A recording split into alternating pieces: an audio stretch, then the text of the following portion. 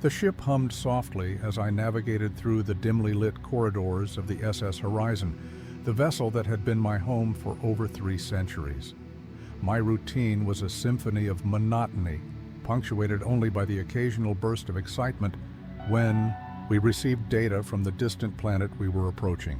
As the ship's communications officer, I was responsible for monitoring signals, analyzing transmissions, and ensuring our crew remained connected to the mission's purpose. But today was different. The console flickered, and a faint, distorted transmission broke through the static. It was an old signal, repetitively playing a series of numbers and strange, dissonant sounds. I leaned closer, my heart racing. This anomaly felt like a whisper from the universe, a warning or an invitation. It was the first sign that something was amiss on Elysium 9, the planet we had long considered a potential utopia.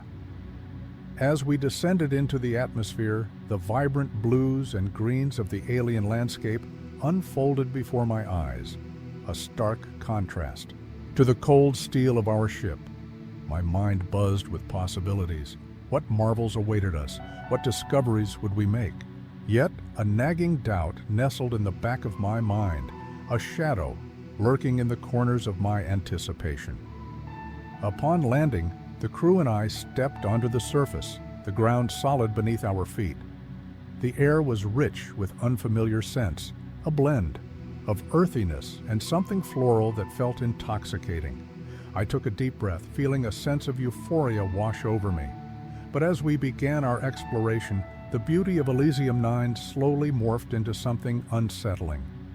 Ruins emerged from the odd foliage, remnants of a civilization long gone.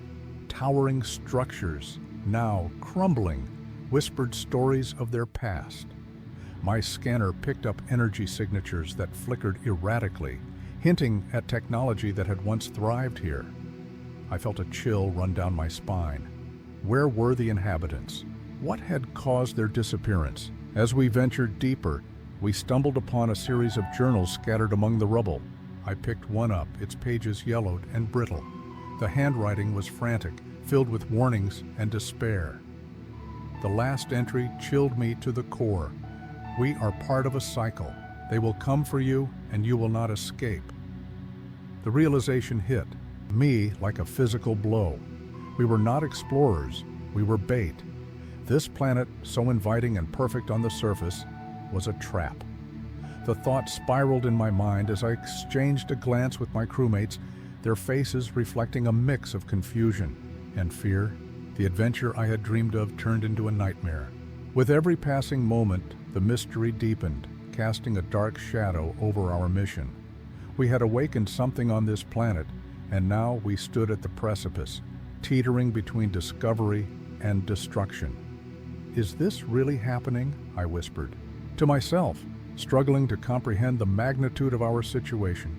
The feeling of dread tightened around me like a noose, and I knew one thing for certain: our journey had just begun, and the stakes were higher than we could have ever imagined. The landscape of Elysium 9 was a tapestry of lush greenery and towering ruins, a haunting reminder of the civilization that had thrived here. As I moved among the crumbling structures, I felt an electric charge in the air, a palpable tension that hinted at the planet's dark secrets. My crewmates, each with their own expertise, fanned out to gather samples and take readings. Dr. Ilara, our xenobiologist, was particularly taken with the bioluminescent plants that glowed even in the dim light. "These could have been genetically engineered," she murmured, her eyes wide with wonder. But I could see the worry etched on her face. She sensed the unease that hung in the air. My past was a shadow I couldn't escape, a history of loss that drove my desire for discovery. I had joined this mission to find a fresh start, to leave behind the memories of a world that had forgotten me.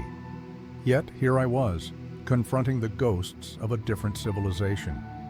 As we explored, we encountered Corin, our engineer, who was intensely focused on deciphering the remnants of an ancient machine. "It's still operational," he said, his brow furrowed, "but it's malfunctioning." I felt a knot tighten in my stomach. Whatever had once thrived here was now a twisted echo of its former self. Each discovery brought us closer to understanding the fate of this world, but with every revelation, I felt the weight of impending doom. We were not just explorers. We were part of a narrative that was far from over. The atmosphere grew heavier as we delved deeper into the ruins, the air thick with foreboding. Each corner we turned revealed more remnants, broken statues, shattered screens, and walls engraved with cryptic symbols that seemed to pulse with a life of their own. The warnings from the journal echoed in my mind, amplifying my anxiety. Ilara found a chamber that appeared to be a library of sorts filled with data crystals and ancient texts. As she sifted through the materials, her excitement shifted to concern. These records detail experiments, genetic modifications, bioweapons. They were trying to create something, she said, her voice trembling. Corin, still working on the malfunctioning machine, suddenly shouted, "I think I can activate this. It might give us answers." Against my better judgment, I encouraged him. The thrill of discovery was palpable, but so was the dread. Each step felt like a descent into madness. We were awakening the very forces that had decimated this civilization. As the machine whirred to life, holographic images flickered into existence. We watched in horror as scenes of chaos unfolded before us, panicked residents fleeing, structures collapsing under unseen forces. The last image was particularly chilling. A group of figures, their faces twisted in terror, pointing toward the sky. What were they running from? I murmured, a sense of dread pooling in my stomach. Just then, a tremor shook the ground beneath our feet. The walls of the chamber began to crack, dust and debris raining down on us. "We need to leave," I shouted, urging my team toward the exit. But as we hurried out, I could feel an unseen presence watching us, a dark intelligence, lurking just beyond our awareness. We stumbled into the open air, gasping for breath. The sky above had darkened, swirling with ominous clouds. The beauty of Elysium 9 was fading, revealing its true nature, a predator cloaked in splendor. Panic ensued as Corin's machine emitted a piercing sound, signaling something was wrong. I turned to see Ilara, her face pale, clutching a data crystal. "This isn't just a history, it's a warning. We are part of a cycle they could never escape." The implications were horrifying. We were not mere visitors. We were the next phase in a terrifying cycle of destruction. As I scanned the horizon, my heart raced. What lay ahead was not salvation, but a confrontation with the very forces that had driven this civilization to annihilation. A decision needed to be made. We could flee or we could fight. But either choice came with a heavy price. As the tension escalated on Elysium 9, I felt the weight of unspoken fears among my crewmates.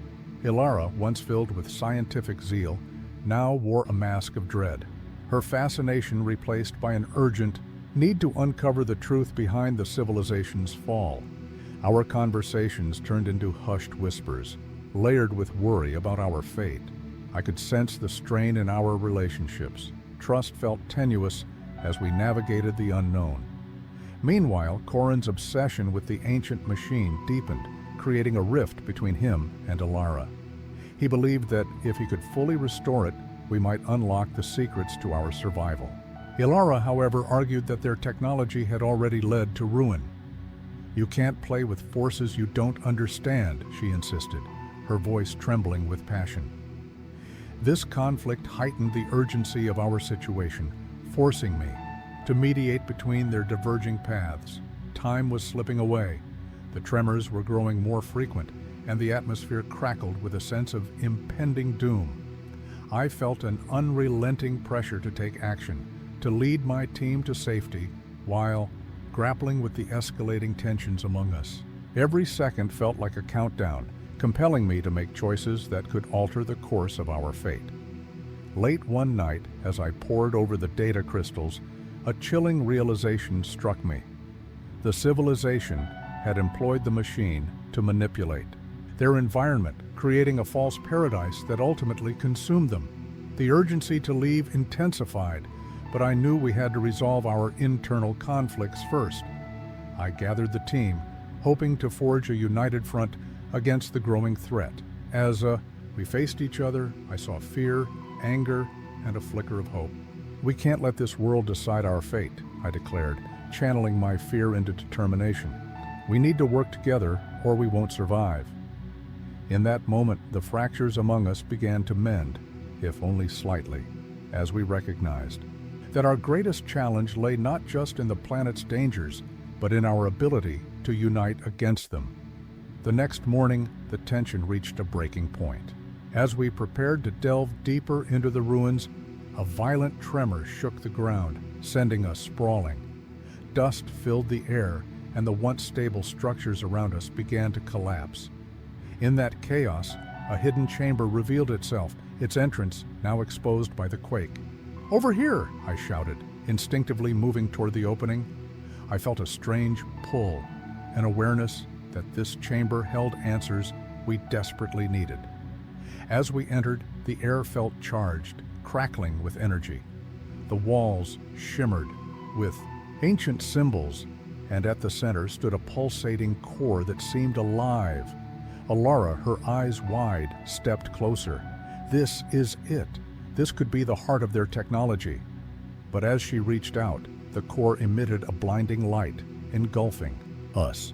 I shielded my eyes, feeling a rush of energy course through me. When the light faded, I found myself in a vision, a glimpse of the civilization's last moments. I saw a powerful entity, a dark force that had manipulated them into a cycle of creation and destruction. The realization hit me like a freight train. They were not merely victims. They had been complicit in their downfall, seduced by the promise of power. As the vision ended, I gasped for breath, my heart racing.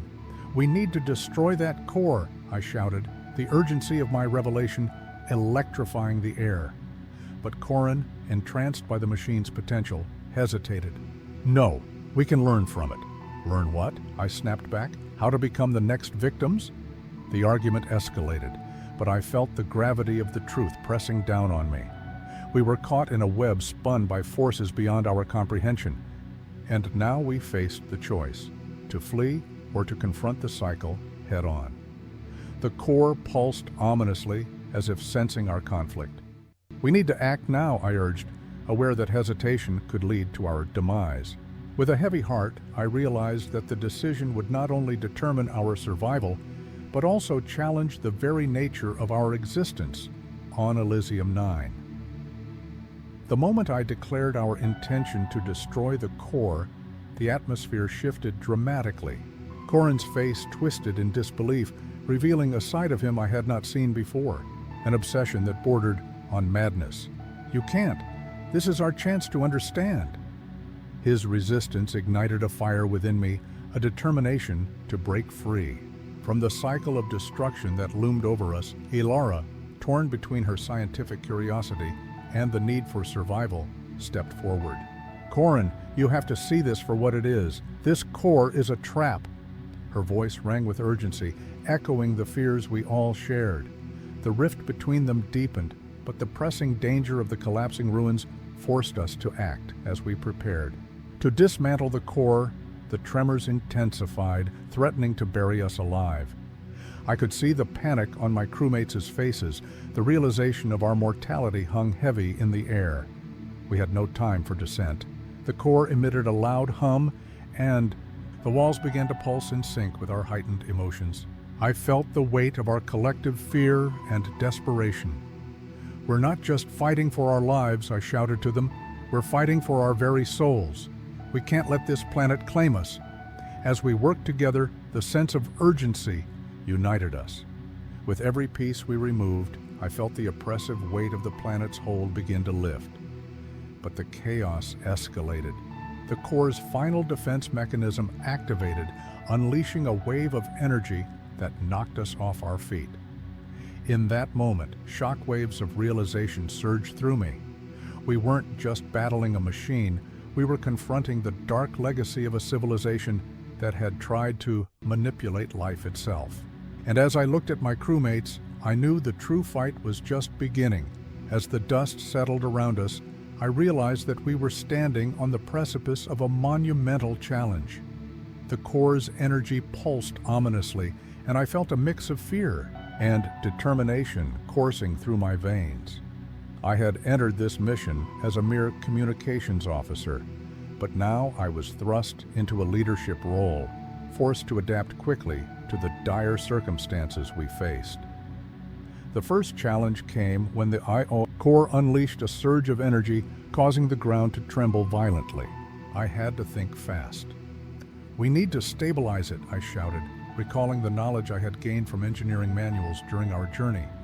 I had never considered myself an engineer, but desperation ignited a spark of ingenuity within me. Corin, still reeling from the confrontation, hesitated, but Alara stepped in, her scientific mind racing. Together, we devised a plan to synchronize our efforts and channel the energy away from us. As we worked in tandem, I felt a shift within myself. Each successful maneuver reinforced my belief in our ability to confront this malevolent force. I no longer saw myself as just a participant in the mission. I was integral to our survival. I began to understand the importance of collaboration, recognizing that each member of our team brought unique strengths to the table. In the heat of the moment, we encountered unexpected obstacles. The core's defenses activated, sending waves of energy that threatened to knock us off our feet. But instead of faltering, I leaned on my crewmates. I coordinated our movements, assigning tasks based on each person's skills. Corin, with his engineering expertise, focused on disabling the core's mechanisms, while Alara monitored the energy levels, guiding us with her insights. With every challenge, I grew more attuned to our environment and our mission. The initial fear that had gripped me transformed into a fierce resolve. I learned to trust my instincts, to lead with confidence, while valuing the contributions of those around me. As we worked against time, the tension escalated. The core began to destabilize, and I knew we had to act quickly. I felt the burden of responsibility weighing heavily on my shoulders, but I also felt something else, a profound sense of purpose. I was no longer the person who had entered this mission seeking escape. I had become a leader, a protector of my crew. In those critical moments, I recognized the true essence of growth. It was not merely about overcoming personal fears, but about fostering unity and resilience within our team. As we approached the climax of our struggle, I understood that together we could confront the darkness that threatened to consume us. With the core destabilizing around us, the atmosphere crackled with tension, foreshadowing the confrontation that lay ahead. We had fought valiantly, but the battle was far from over. We needed to prepare ourselves mentally and emotionally for the climax that awaited us. I gathered my team in a sheltered alcove, the remnants of ancient technology surrounding us like the ghosts of a forgotten civilization. "We've come too far to turn back now," I began, my voice steady despite the chaos outside. "This core holds the key to our survival, but we must face what lies ahead together." Alara nodded, her expression a mix of determination and fear. "If we can redirect the energy, we might be able to weaken it enough to destroy it," she suggested, her scientific mind already racing ahead. Corin, still grappling with the consequences of his earlier obsession, looked hesitant but slowly nodded in agreement. As we strategized, I took stock of our resources. We had salvaged various tools from the ruins, but I sensed we needed something more, a plan that would allow us to combine our strengths. I outlined our approach. Corin would focus on the engineering aspects of the core, while Alara and I would manage the energy fluctuations. Each of us had a role to play, and I felt a renewed sense of unity. The urgency of our situation loomed large. The tremors were relentless, the landscape shifting with each passing moment, reminding us that time was running out. I could almost hear the whispers of the civilization that had once thrived here, urging us to act. As we prepared, I reflected on the relationships we had forged. The conflicts between Ilara and Corin had transformed from rivalry into collaboration. It was in that crucible of tension that we had discovered our true potential. I realized that our individual journeys, marked by fear and doubt, had converged into a shared purpose. With our plan solidified, I felt a surge of confidence. We gathered our tools and positioned ourselves around the core. I took a moment to look at my crewmates, their faces determined yet anxious. This is it. We're not just battling a machine, we're confronting the cycle of destruction that has ensnared this world. Let's end this. As we moved into position, the core pulsed angrily, a harbinger of the challenges to come. The ground shook violently, and the air was thick with anticipation. I could feel the weight of our mission pressing down on us, but I also felt something else, a sense of empowerment. We were no longer trapped by fear. We were ready to fight for our lives. The moment had arrived. As we stood before the core, its energy crackling ominously, I felt the intensity of our shared resolve. The air hummed with anticipation, and I could see the determination etched on my crewmates' faces. This was our chance to confront the darkness that had claimed the civilization before us. "Now!" I shouted, and we sprang into action. Corin worked furiously on the core's mechanisms, his hands flying over the controls as he attempted to disable its defenses.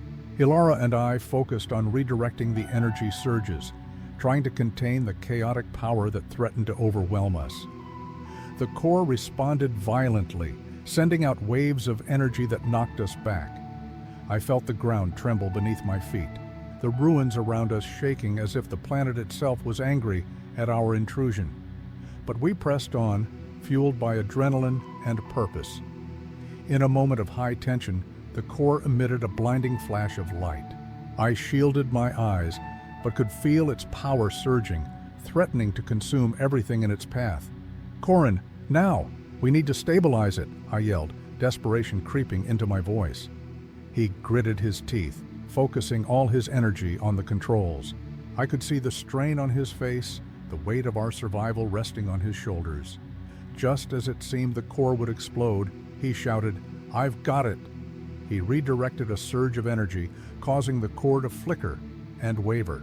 But this was not a simple victory. The core responded with a furious pulse, and I felt the ground shake violently.